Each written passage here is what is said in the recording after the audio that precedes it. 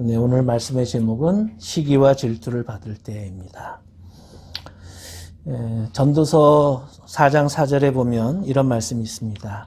온갖 노력과 성취는 바로 사람끼리 갖는 경쟁심에서 비롯되는 것임을 나는 깨달았다. 그러나 이 수고도 헛되고 바람을 잡으려는 것과 같다. 배고프고 어려운 사람을 돕는 일은 한국 사람들이 참 잘합니다.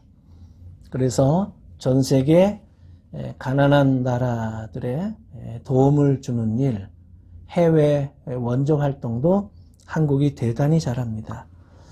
캄보디아에 갔을 때도 캄보디아 국민들이 한국 사람들을 대단히 좋아했습니다. 그것은 한국의 많은 대학들과 수많은 교회들이 캄보디아에 물질을 공급해주고 또 컴퓨터를 공급해주고 또 좋은 인재들을 많이 보내줘서 많이 도와주었기 때문입니다. 반면에 우리 한국 분들이 좀 약한 것이 있습니다. 그것은 나보다 잘 나가는 사람을 인정해주고 칭찬해주는 일, 이것을 잘 하지 못합니다. 예부터 한국인의 그 문화를 비유한 것 중에 독 속의 개라는 이런 표현이 있습니다. 항아리 속에 바다에서 잡은 많은 개들을 잡아두면 그 개들이 밖으로 빠져나가기 위해서 그 항아리 벽을 타고 기어 올라갑니다. 그러나 한참 동안 기어오른 개를 밑에 있던 다른 개들이 붙잡고 끌어져 밑으로 떨어뜨립니다. 결국 이 일이 계속 반복이 되고 한 마리도 이 항아리 밖으로 기어나오지 못하게 만듭니다. 내가 밖으로 나가지 못할 망정 남도 밖으로 나가지 못하게끔 그렇게 하는 것입니다. 이런 문화가 비단 한국에서만 있는 건 아니지요. 남 잘 되는 게 부럽고 시기심이 생기는 것은 시대와 문화를 초월해서 인간의 본성이기 때문입니다. 미국 분들도 미국 문화 가운데 어려운 사람을 도와주고 구제하는 일은 미국 분들이 잘합니다. 그러나 자기와 같은 라이벌 단계가 되면 그때부터는 아주 차갑고 냉정합니다. 굉장히 잔인할 정도로 경쟁업체, 경쟁회사에 대해서는 아주 가혹하리만큼 그렇게 규제를 합니다. 옆집 아이가 우리 아이보다 공부를 잘해서 명문대학에 가면 우리는 부럽고 질투심이 생깁니다. 앞집에 있는 부인이 비싼 옷만 입어도 왠지 흠을 잡고 싶어집니다. 친구들 중에 한 사람이 빨리 승진해도 돈을 너무 잘 벌어도 출세를 해도 뒤에서는 흉을 보곤 합니다.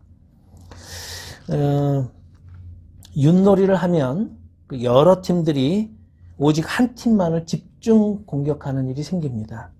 어떤 팀이겠어요? 제일 앞질러 나가는 말, 그 말을 끌어내리려는 것이죠.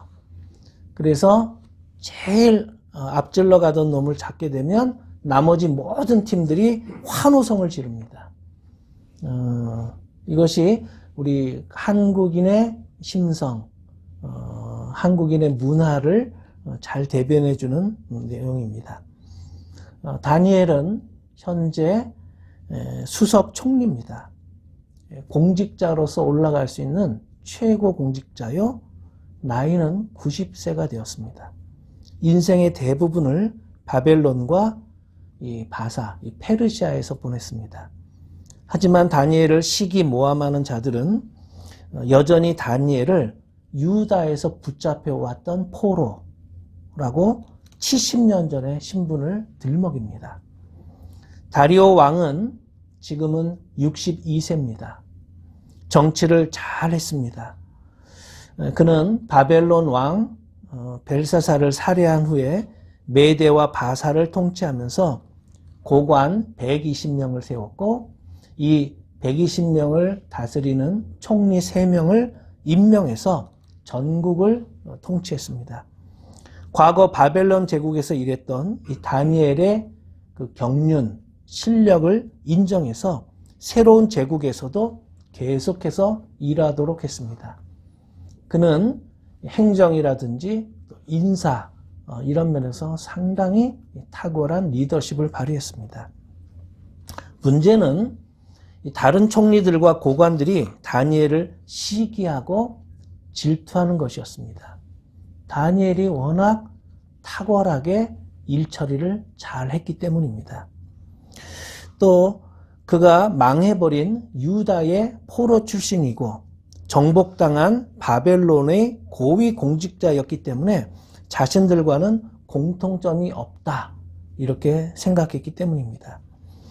또 왕으로부터 대단히 두터운 신임을 받은 만큼 다니엘은 행정이나 윤리, 도덕과 재물에도 깨끗했습니다. 다니엘 밑에서는 이렇게 사적인 이익을 챙기기가 대단히 어려웠기 때문입니다. 다니엘은 거룩한 곳을 향하는 마음, 그리고 규칙적인 신앙생활, 단정한 자세, 늘 검소하고 감사하는 마음, 이런 성품을 지녔습니다. 그는 허세를 부리지도 않았고 잘난 체하거나 탐욕도 없었습니다. 6장 10절 보여주시겠어요?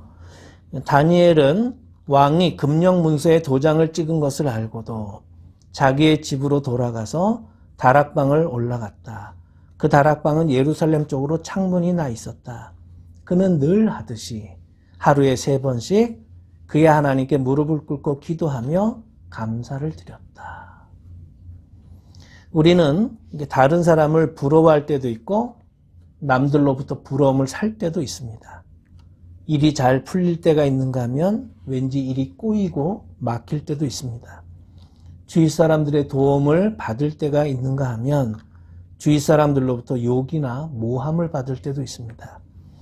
하나님은 우리가 시기나 질투를 받을 때 어떻게 하면 좋을지 이 다니엘의 처신과 행동을 통해서 오늘 말씀하십니다. 자, 첫 번째 함께 읽읍시다. 시작. 다니엘은 하나님께 기도하고 맡겼다. 다윗은 하나님께서 선택했던 차기 왕이었습니다. 사울 왕을 이어 이스라엘을 통치할 예정자였습니다. 여기에 대해서 권력을 추구하는 많은 다른 무리들이 이 다윗을 정적으로 삼고 모함했습니다. 단순히 모함만 한 것이 아니라 여러 가지 술수와 모략으로 다윗을 제거하려고 시도했습니다. 또 이스라엘 안에만 그런 세력이 있었던 게 아니라 주변 나라 국가 왕들도 이 다윗을 경계하고 비방했습니다. 이때 다윗이 취한 행동도 하나님께 기도하는 일을 우선했습니다. 그래서 오늘 이 다니엘 6장의 이 다니엘의 상황과 이 다윗의 상황이 대단히 흡사합니다. 시편 2편에서 다윗은 다음과 같이 말합니다. 함께 읽겠습니다. 시작. 어찌하여 문 나라가 술렁거리며 어찌하여 문 민족이 헛된 일을 꾸미는가. 어찌하여 세상이 임금들이 전선을 펼치고 어찌하여 통치자들이 음모를 함께 꾸며 주님을 거역하고 주님과 그의 기름 부음 받은 이를 거역하면서 이르기를 이 족쇄를 벗어 던지자, 이 사슬을 끊어버리자 하는가. 지금도 수많은 정치인들이 이런 음모와 이런 모략을 꾸미는 것을 우리가 보듯이 이 다윗 왕 때도 또 다니엘의 시대에도 이런 유사한 일이 발생했음을 볼 수 있습니다. 세상에서 가장 어려운 일 가운데 하나가 자기의 마음을 다스리는 일 아닐까 싶습니다. 그게 내 안에 있는 열등감이든 우울증이든 트라우마, 공황장애, 자살 충동. 인간의 마음은 늘 파도가 일어나고 위기의 연속입니다. 사랑하는 사람이 죽는 일, 또 기형아 자녀가 출생하는 일, 결혼 생활의 파탄, 대학 입학시험에서의 실패, 자동차 사고, 이런 모든 사건들을 우리를 뒤흔들어 놓습니다. 우리로 하여금 위협, 불안, 혼란, 우울 등의 감정을 갖게 만듭니다. 이런 각종 위기를 만났을 때 우리는 이 지혜로운 대처법을 잘 모릅니다. 어떻게 조정을 해야 하고 무엇부터 해야 할지 잘 모릅니다. 다니엘은 가장 먼저 하나님께 기도했습니다. 그것도 감사하면서 하나님께 기도했습니다. 다니엘이 이런 선택을 한 이유는 자신이 다른 사람들의 마음을 조종할 수 없고 시기심이나 질투심을 가라앉힐 수도 없다는 사실을 알았기 때문입니다. 또한 하나님은 각 사람의 마음을 모두 아시고 부작용 없는 처방을 내리실 수 있는 분이심을 그가 믿었기 때문입니다. 그래서 하나님을 믿고 하나님께 맡긴 것입니다. 하나님을 신뢰하고 기도하는 사람은 불안감이 감소가 됩니다. 하나님은 기도하는 사람의 감정을 안정시킵니다. 하나님은 기도하는 사람의 그 비통함을 아시고 수용하십니다. 슬픔이든 분노든 회한이든 사람을 창조하신 하나님만큼 인간의 마음을 잘 이해하시는 분은 없습니다. 하나님은 우리에게 두려워하지 말라고 얘기하십니다. 이사야 54장 4절과 5절 함께 읽겠습니다. 시작. 두려워하지 말아라. 네가 이제는 수치를 당하지 않을 것이다. 당황하지 말아라.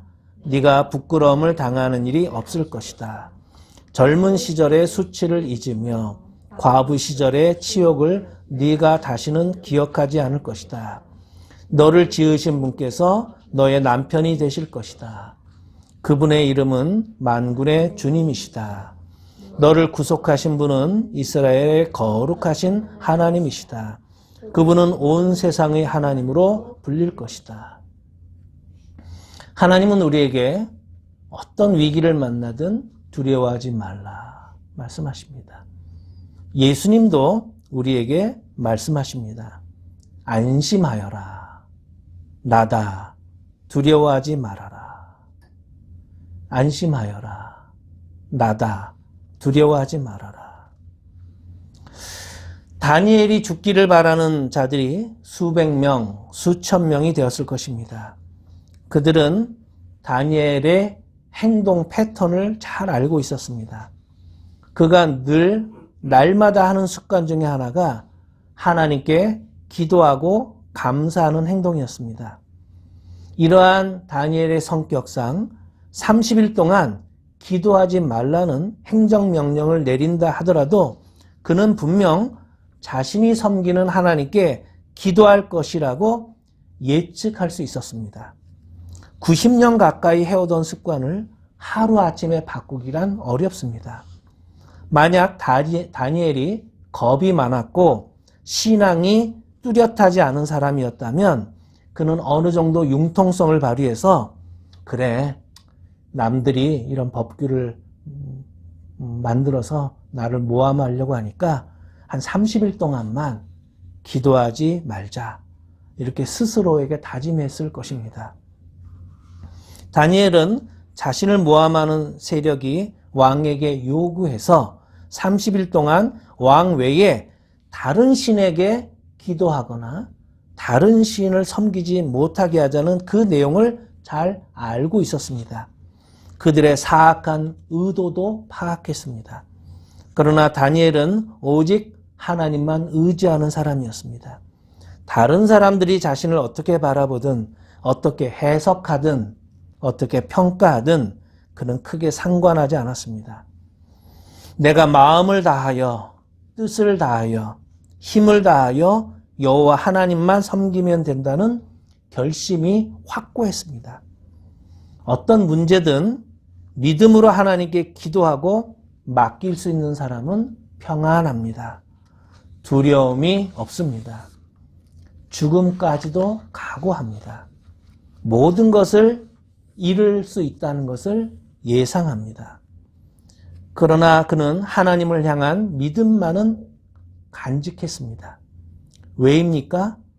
하나님께서 보시기에 사람의 목숨보다 소중한 것이 믿음이었기 때문입니다.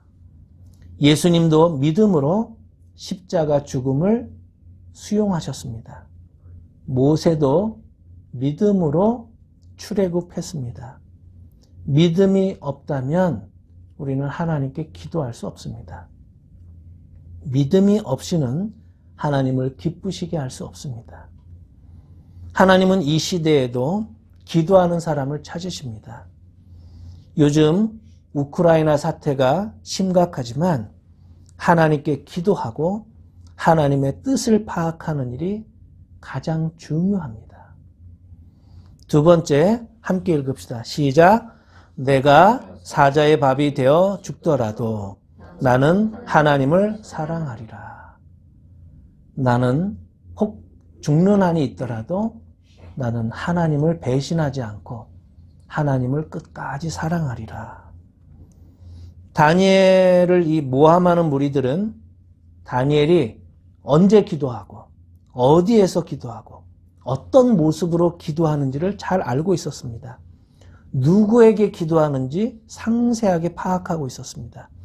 그래서 조서가 발표되고 다니엘이 집으로 귀가하자 바로 다니엘의 집으로 몰려갔는데 역시 예상대로 그가 기도하는 모습을 목격할 수 있었습니다. 확실한 증인들이 준비되어 있었습니다. 현장 체포. 다니엘은 늘 하던 대로 기도하다가 발각된 것입니다. 마치 북한에서 예수님 믿는 사람들이 발각된 것처럼 탄핵의 증거를 그들은 잡은 것입니다. 다리오 왕은 신하들이 파놓은 함정에 다니엘과 자기 자신이 빠졌다는 사실을 뒤늦게야 깨달았습니다. 자신의 교만과 지혜롭지 못했던 태도에 가슴을 치고 후회를 했지만 이미 늦었습니다. 이미 도장을 찍고 이미 내린 그 법규를 취소할 수도 없었고 특별 사면을 해줄 수도 없었습니다. 그를 위기에서 건져내려고 힘을 다했지만 왕이라고 해서 다 되는 것은 아니었습니다. 다리오는 자신의 한계를 깨닫고 다니엘이 믿는 하나님의 긍휼만을 의지할 수밖에 없는 상황에 처했습니다. 그래서 밤새 그를 위해 걱정하고 다음날 일찍 동이 트자마자 그의 안부를 물으려고 사자굴에 찾아갔습니다. 다니엘은 왕을 원망하지 않았습니다. 왕이 새벽에 자신이 갇혀있는 이 사자굴 앞에 찾아왔을 때도 왕에게 가장 먼저 한 말은 축복하는 말이었습니다. 6장 21절에 보면 임금님의 만수무강을 빕니다. 임금님의 만수무강을 빕니다. 90세의 할아버지 다니엘이 62세 다리오 왕을 축복한 것입니다.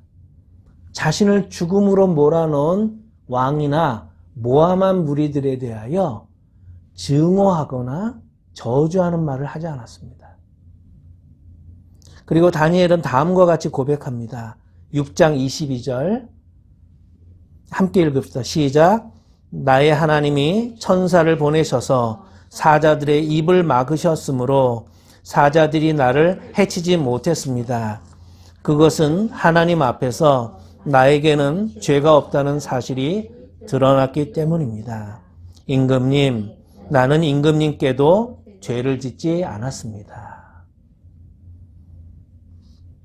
다니엘은 혼자였고 그의 원수들은 다수인 상황에서 다니엘이 죄도 없이 사자굴 속에 들어갔습니다. 그런데 그가 살아나오자 왕은 대단히 기뻤습니다. 자신이 아끼는 신하를 죄 없이 사자굴에 넣어야 했기 때문입니다. 그런데 이제 다니엘이 살아나오자 그에게는 아무런 죄가 없다는 사실이 증명된 것입니다. 다니엘이 죄가 없다면 그를 모함한 무리들이 죄가 있는 것이지요. 그를 궁지로 몰아넣은 무리들을 왕은 색출합니다. 그리고 엄중한 결단을 내립니다. 그들과 그들의 아내들과 그의 자식들까지 모두 처벌하도록 한 것입니다. 자신들이 다니엘을 던져 넣으려던 그 사자굴 속에 도리어 자신들이 들어가 죽은 것입니다. 다리오 왕은 이런 사건을 통해서 하나님이 어떤 분이신가, 하나님은 어떤 분이신가 새롭게 깨닫게 됩니다. 다니엘 6장 27절 함께 읽읍시다. 시작. 그는 구원하기도 하시고 건져내기도 하시며 하늘과 땅에서 표적과 기적을 행하시는 분, 다니엘을 사자의 입에서 구하여 주셨다. 내 목숨보다 하나님을 더 사랑하는 사람, 내 능력보다 하나님의 능력을 신뢰하는 사람, 내가 행한 일들보다 하나님께서 나를 위해 하신 일들을 자랑하는 사람, 나를 죄에서 구원하시고 부활시켜 주실 하나님을 의지하는 사람, 사자의 입에 물려 죽는 한이 있더라도 하나님을 배신하지 않겠다고 결단하는 사람, 이런 사람이 되라고 하나님은 우리에게 말씀하십니다. 기도하겠습니다. 하나님, 다니엘은 어린 시절 힘없는 나라 유대에서 태어나 바벨론의 포로로 끌려와 90세가 다 되도록 4명의 왕들을 섬겼습니다. 느부갓네살, 벨사살, 다리오, 그리고 고레스까지. 사람들의 눈치를 보거나 처세술을 잘해서 총리가 되었던 것이 아니라 오직 하나님만을 경외하고 늘 겸손했으며 날마다 하나님께 감사하는 기도를 드렸습니다. 이러한 그의 마음의 중심을 기뻐하셨던 하나님, 저희들도 다니엘을 본받아 어떠한 위기가 닥치더라도 믿음으로 기도하는 사람 되게 하여 주소서. 생활 속에서 날마다 감사하는 마음을 품게 하시고 혹시 주위 사람들로부터 질투나 모함을 받을 때가 생기더라도 아무도 원망하거나 미워하지 않고 감사하는 마음으로 기도하게 하여 주옵소서. 예수님의 이름으로 기도드립니다. 아멘.